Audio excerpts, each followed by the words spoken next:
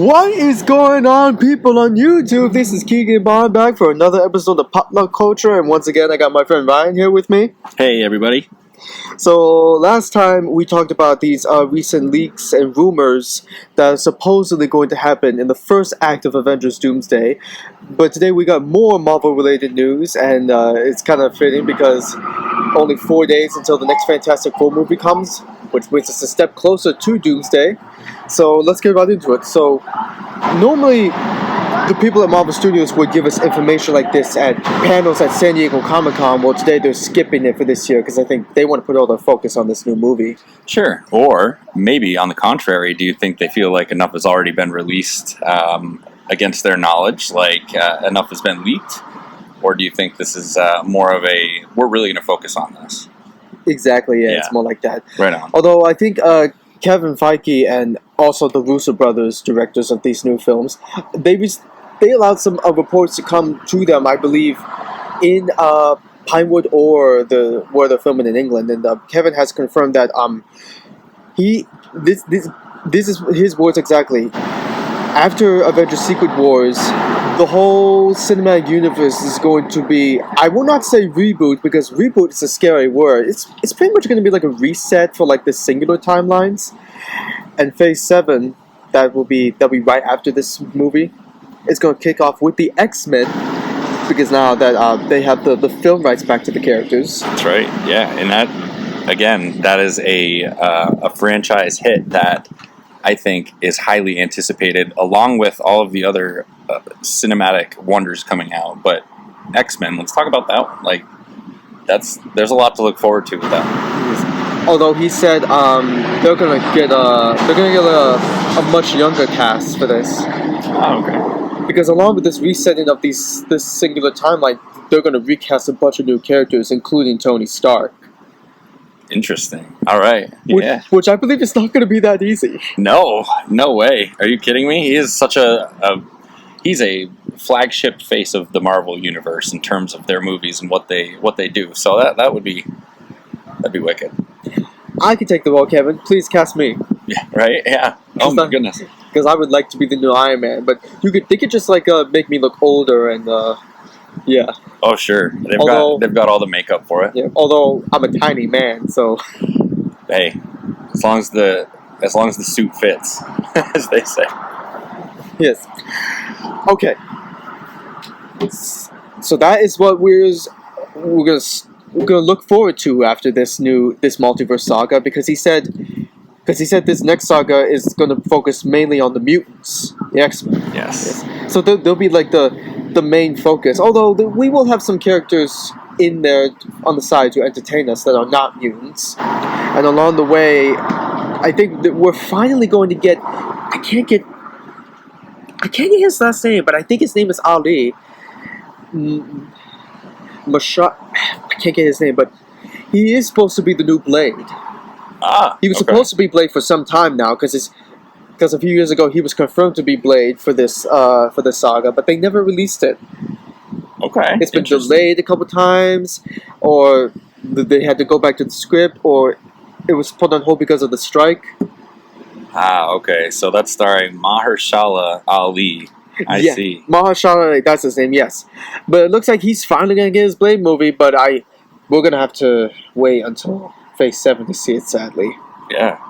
Another one worth waiting for, though. Goodness. Although I think it'll kind of make sense, because I think this saga is going to give a proper send-off to some of the OG characters like Wesley Snipes' Blade. Oh, for sure. Yeah, and easily differentiated amongst the two.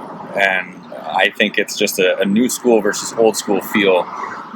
But what better way to send off an old school hero of sorts, you know what I mean, than to introduce the new upcoming generation of that character, yes. You know? My only issue, though, is because we've already heard Ali's voice as his Blade character in a post-credit scene for Eternals. And so I'm wondering, did they just put in there just for viewer bait, or does it go with the story? That's my main concern. Well, I guess we'll see. That is to be determined, but that would be a real shame if that was just viewer bait. Yes. So I think you could possibly look into that two different ways. One, it's going to draw the crowd in, but two, maybe they really are leading onto something great here, you know? Maybe, yeah. I only say that because Eternals is part of this multiverse saga, and I think a decent number of the Eternals will play part into these next two films coming up. Okay. Yeah, fair. Yes. And so this, like these previous sagas, like this one that's going to end soon, it's gonna have another storyline that's going to take us to another culmination movie. I'm guessing mainly just the X-Men. Who knows? Maybe some Avengers characters, all the way up to 2032. Oh, man. Yeah, that gives us a good 7 years from now. That's going to be after Avatar 5 comes out. That, my goodness. Think of all the potential other cinematic hits that could come out between now and then. Yeah. That are just to be announced. Exactly. Especially James Gunn's DC. Yeah, oh, man. Yeah. Getting onto the topic of pretty much any universe of superheroes. James Gunn, again. Although his plan is a 6-year-long plan. That's right. So I guess 2031 or 30. Right on. Yeah. Which, again, I think people forget, especially even with a star-studded cast, and I've brought this up a lot, you might have the best names on paper, but what you're trying to do is also always almost going to exceed what these producers and what these directors think the actors are capable of, because that's the whole point of pushing for the next best thing and making the next best movie, is taking the best actors that you know of for those parts, pushing them to fulfill these parts and be better than what you had even written down for their screenwritings, and then they attack it and they get it done. It takes a long time. Exactly. So it's an intricate process. Yeah, and Marvel's trying to get back to that direction because they're going back from quality over quantity. Correct. Yes, and I am all for it. Yeah, because we learned painfully in Phase 4. Yes. Yeah, as we mentioned in I think a previous episode. I believe so. Yes. Now, next up, the next Spider-Man with Tom Holland, Brand New Day. We finally have some confirmation about that from Kevin himself. We're finally going to get a street-level crime-fighting story for Spider-Man in this. That's right. And we have just about 12 months exactly to wait for that one. So exactly, yeah, because that's consider the countdown started. Yeah, because that's going to be in July of 2026. Correct. So before Doomsday. And I do believe that they started production this summer, or they plan to, for the new Spider-Man Brand New Day movie. They're supposed to be starting filming around this August, I believe. So yeah. In England too, I'm guessing. Awesome. And comedian actor John Bernthal is returning as his character, the Punisher, for that movie. Excellent. Another amazing character. I've only seen him as the Punisher for the Daredevil show and the Punisher show. The Punisher show was just a whole different version of raw, unfiltered, graphic, violent heroism mixed with a disdain for doing things the right and humane way. Exactly. It was a very interesting show in terms of the dichotomy of man, and the duality of man. So Philip, who I told you about, he's seen that show. He said that was the goriest thing ever. But I don't know. It takes a lot to get me going. I kind of got off of it. I mean, I wouldn't say it had me covering my eyes or anything, but it definitely had me on the edge of my seat. Especially in the beginning episodes where it showed him in his pre-Punisher military life. It really showed the trauma that kind of lifestyle and that kind of career had played on him to become the Punisher. And again, I just think that gore and that violence it's necessary almost to really kind of sculpt who that character is going to be and who you're going to be watching from that point on. And again, Marvel Universe, man, they blow it out of the water because that sets the point and sets the mood for the whole series. Yep. And of course, John, he's supposed to be getting a Punisher short on Disney Plus soon. Really? Mm-hmm. Now, on Disney Plus, are you expecting the same kind of graphic gore, or are you expecting a little more family-friendly, toned down for the Disney household kind of policy? Well, I mean, Daredevil Born Again is pretty gory, just like the Punisher. So, yeah. viewer discretion, I guess, would be advised. I suppose I they mean, wouldn't skip over that. Disney now has those gory shows from Daredevil, Luke Cage, Jessica Jones. Ah, Luke Cage is on Disney. No kidding. That's awesome. Yeah, that's a big one too. My parents wanted to see him in Montreal Comic Con, but we didn't get the chance. Oh, that would have been really cool. That would have been awesome, man. Yes, and I have speculation because I think this can work well as if you balance the bringing back Spider-Man's street level crime fighting and the build up for his role in these next two movies. I think it's good. All three acts are going to be street level, but I guess in the post credits are going to pull him back into the this multiverse arc to get him ready for the battle. Yeah, and I think something about Spider-Man that I think most viewers can appreciate is exactly that. He started at the bottom, literally. Peter Parker started at the bottom. His Uncle Ben got shot. Yep. And he started at the bottom by making his own costume. He just kind of did his own thing and said, this is who I'm going to identify as. He started with that street-level crime fighting, and that is the Peter Parker that I think everybody resonates with. Exactly. Because he at that point, wasn't really using superpowers. He was more or less kind of just doing a vigilante's work. And again, with that pure heart, gotta love it. Exactly.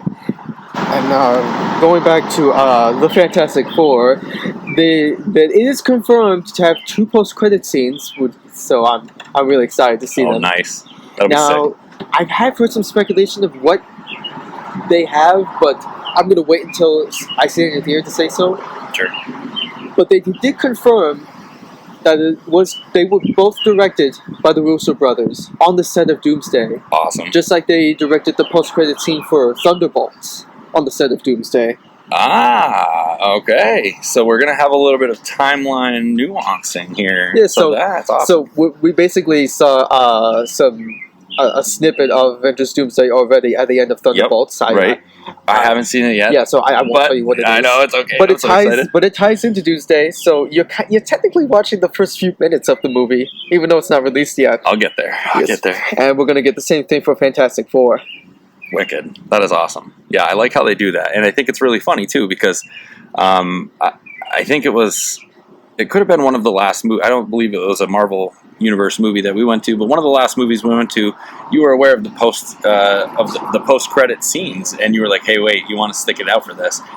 Half the theater had already left. I think it was a Minecraft movie. It was a Minecraft movie. Yes. You're correct. And it blows me away because, folks, people do not know to stay for the post-credit scenes. Like, that's huge. That's like giving you a sight into what you're most looking forward to next in that movie series. And I mean, people just walked right out on that opportunity. So now that I know that, I am going to be sticking around my seat enjoying the last of my popcorn. That's for sure. Exactly. So what I'm picking off of what Kevin has said about how Phase 7 is going to kick out and how that's going to kick into 1 or 2 more phases up to 2032, they're going to focus on this they're going to focus on one reality, one timeline. I mean, I'm sure there's going to be other realities out there, but they're going to put a pin on that in the meantime and focus on a timeline where they have the rights to every character now. Cool. Because in the last 20 years, they've only had rights to certain characters because Sony, they still have the rights to Spider-Man characters, and Fox had the rights to the X-Men and Fantastic Four, but now that they got the rights back, we can finally get a true Marvel universe that feels whole. Yeah, and I guess here's a general question for you, and this might be more from my understanding, but it might help also with the viewer's understanding of how this copyright stuff works. So, does that have more to do with video games and that kind of distribution, or does it have to do with the movie productions and the agencies that put the movies together and the rights for that?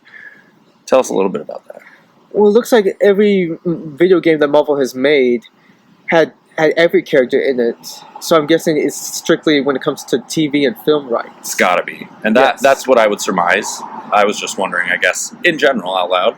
And, that makes sense, too, because you'll see a lot of different shows that are only on certain broadcasting networks. Yes. So that would make sense.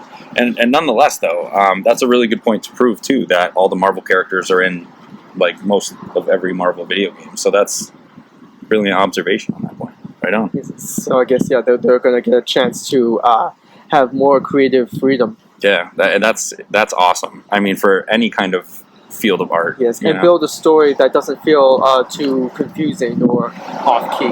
Right, and again, with more rights to more characters, I mean, the possibilities of any kind of storyline are endless. So that's awesome. Well, we gotta wait until at least 2028 to see how it all starts off. Wicked. I mean, that depends on how soon they're gonna start Phase 7 after Secret Wars. Right. Yeah, and again, that's still 3 years from now. Lots to look forward to between now and then. Exactly.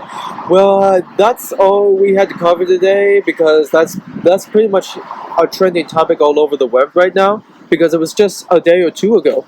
Big time. Yeah, I've seen it a lot. Facebook, on the socials, you name it. I've seen it everywhere.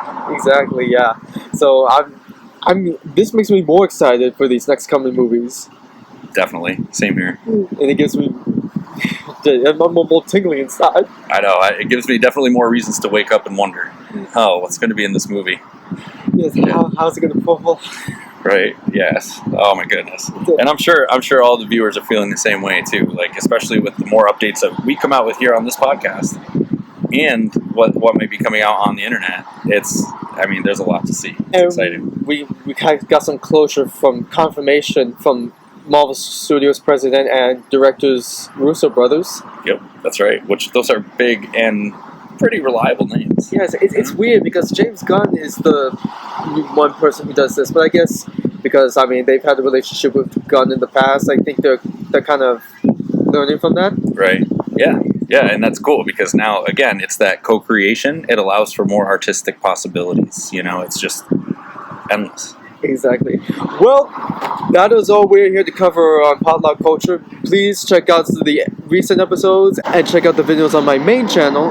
And please like, share, comment, or subscribe those videos and this one if you like. This is Keegan, and of course we got Ryan. Have a good night, everybody.